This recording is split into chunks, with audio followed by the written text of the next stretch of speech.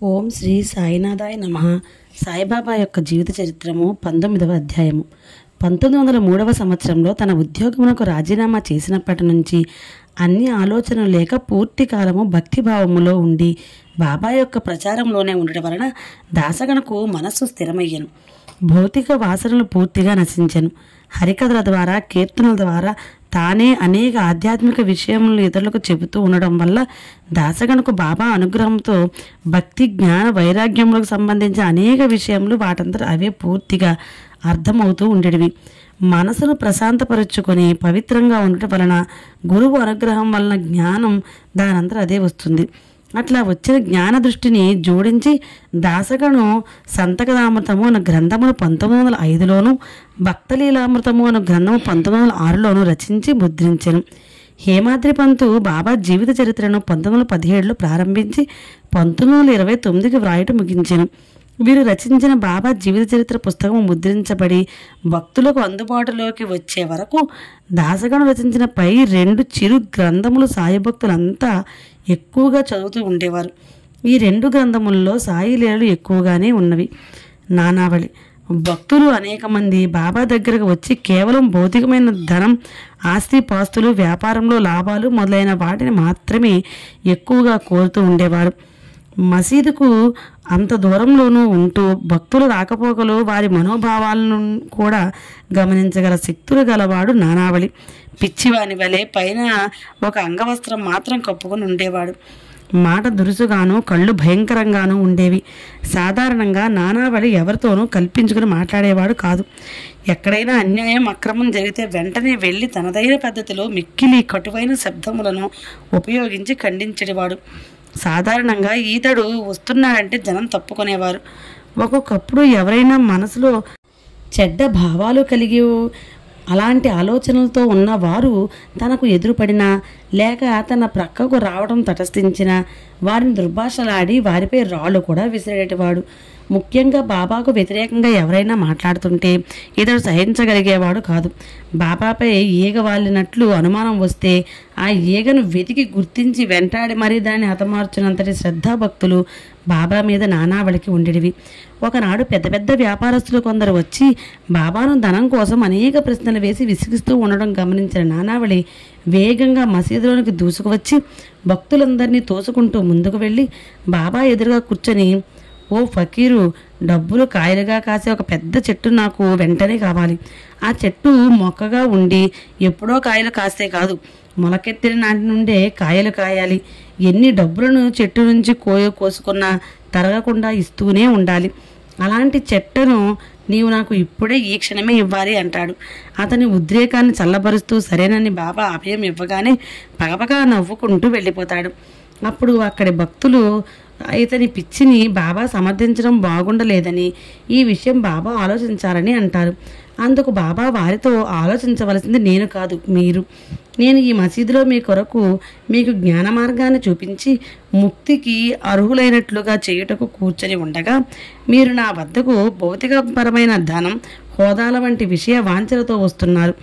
మీ కోరికల రూపచిత్రనే నానావళి నన్ను కోరిన డబ్బుల్లో కాసే చెట్టు. ఇప్పటికైనా మీ మనోభావాలు మార్చుకోండి. ఈ జీవితంలో మనిషి సాధించవలసింది ఏమిటి? ధనమే ముఖ్యమా? కాదే. కానీ ధనం కూడా జీవితానికి అవసరమే. అలాంటి జీవితావసరానికి సరిపడు ధనాన్ని ధర్మ మార్గంలో తగినంతగా సంపాదించుకోవచ్చును.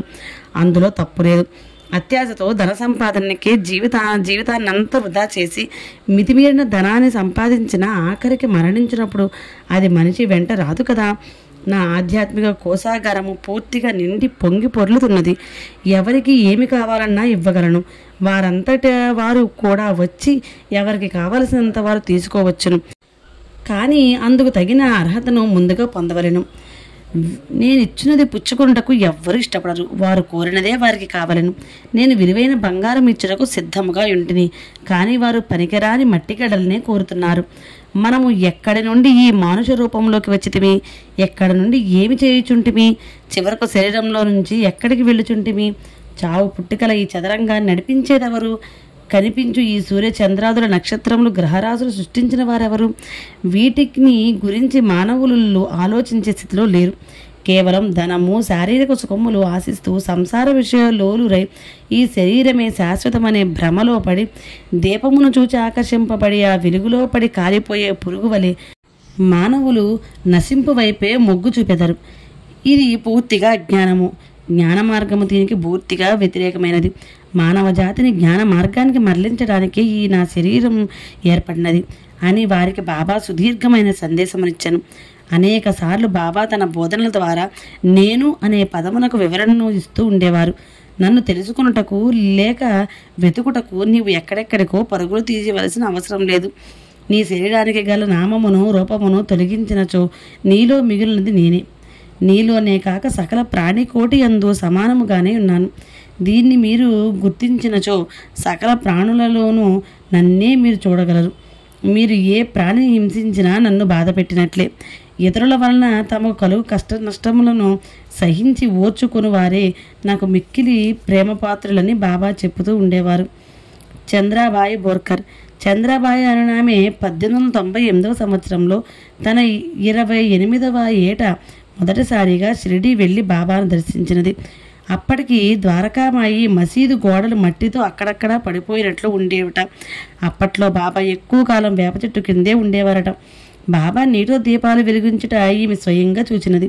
ద్వారకామాయి మసీదుకు గుడ్డ పీరికలతో పెద్ద బల్లను వేలాడగట్టి దానిపై 4 ప్రక్కల దీప ప్రమిదలను పెట్టి మధ్యలో బాబా పడుకున్న దృశ్యాన్ని ఈమె స్వయంగా చూసినది. ఈమె భర్త రామచంద్ర బోర్కర్ ఇంజనీరు. 1909లో ఆయన పండరీపురములో ఒక వంతెన నిర్మాణముని పర్యవేక్షించుచుండెను. ఆ కాలంలో ఈమె షిరిడీకి వచ్చి చాలా రోజులు బాబా సమక్షంలో గడిపాను. రామచంద్ర బోర్కరు మాత్రం అంతకు ముందెప్పుడు షిరిడీకి రాలేదు. ఒకనాడు బాబా ఆమెను పిలిచి, అమ్మ, నీవు పండరికి వెళ్ళము, నీ వెంటనే నేను కూడా వచ్చేదని చెప్పాను. బాబా ఆజ్ఞ ప్రకారము ఆమె మరి 2 స్త్రీలతో కలిసి పండరీపురమునకు వెళ్ళగా ఆమె భర్త అంతకు ముందే పండరీపురము విడిచిపెట్టినట్టు తెలుసుకొని తిరుగు ప్రయాణమయ్యాను. వారి ముగ్గురి దగ్గర గల పైకం కుర్దువాడి స్టేషన్ వరకు టిక్కెట్లు తీసుకుంటకు మాత్రమే సరిపోగా అక్కడకు చేరిది. కుర్దువాడి స్టేషన్లో వారి దగ్గర ఒక ఫకీర్ వచ్చి ఆమె భర్త డోండు రైల్వే స్టేషన్లో ఉన్నాడని అక్కడకు వెళ్ళమని చెప్పాను. అక్కడ వరకు చేరుటకు టిక్కెట్లు డబ్బులు లేవని చంద్రాబాయి చెప్పగా ఆ ఫకీర్ వెంటనే 3 టిక్కెట్లు డోండు స్టేషన్ వరకు సరిపడినవి ఆమె చేతిలో పెట్టి వెళ్ళిపోయాను. వారు రైల్లో ప్రయాణమయ్యారు. డోండు రైల్వే స్టేషన్ ప్లాట్ఫామ్ మీద కూర్చొని కునికిపాట్లు పడుతున్న ఆమె భర్తకు ఎదురుగా ఒక ఫకీర్ కనిపించి అతని భార్యను చూపుతూ, ఈ నా తల్లిని మరచిపోతివేమి అని గట్టిగా ప్రశ్నించి ఆమె ఈ నెంబరు గల రైలు పెట్టెలో వచ్చుచున్నదని చెప్పి ఆమె ఎక్కి వస్తున్న రైలు పెట్టె నెంబరు గల చీటీని ఇచ్చి అదృశ్యమయ్యాను. ఉలిక్కిపడి లేచి చూడగా చేతిలో వారిచ్చిన చీటీ అలాగే ఉండట చూసి అది కల కాదని నిర్ణయించుకొను. ఈ ఆశ్చర్యము నుండి తేరుకొనే లోపుగానే రైలు బండి ఒకటి వచ్చి ఆగాను. తనకు ఎదురుగా గల రైలు పెట్టే ద్వారము గుండా తన భార్య దిగివచ్చుటకు బోర్కర్ చూసి ఆశ్చర్యపడను. వెంటనే ఆమె దగ్గరికి వెళ్ళి జరిగిన లీల చెప్పగా ఆమె కూడా తనకు జరిగిన విషయములన్నిటినీ ఆయనకు చెప్పాను.